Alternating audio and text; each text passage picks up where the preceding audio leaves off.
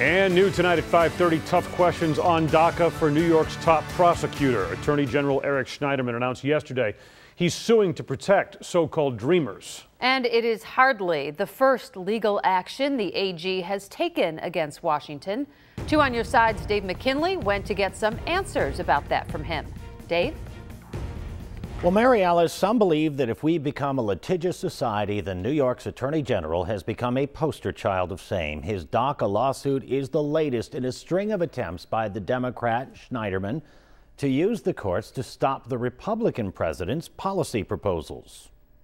You're starting to even see Republican voices speaking up against some of these policies, as with DACA and the fact that we really shouldn't be expelling all of these kids.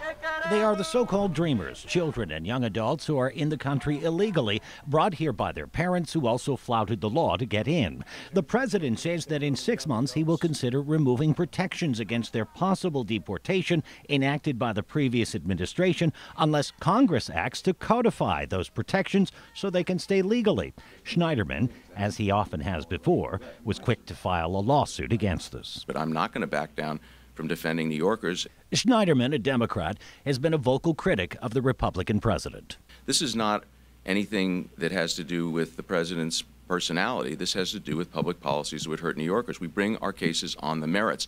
There just happen to be a lot of merits with this particular administration. And there's been a lot of cases, for in the months since Mr. Trump took office, Schneiderman has filed or threatened to file numerous lawsuits on everything from tightening immigration laws to changes in health care to environmental regulations, including energy efficiency standards for ceiling fans.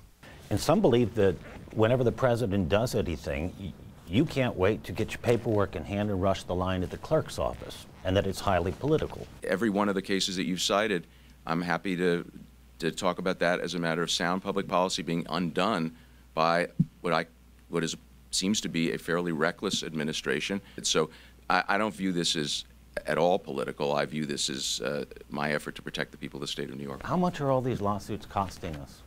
A lot less than it'll cost if people lose their health care. If the DACA recipients who contribute $140 million per year in taxes to New York State are thrown out, that'll cost us a lot more.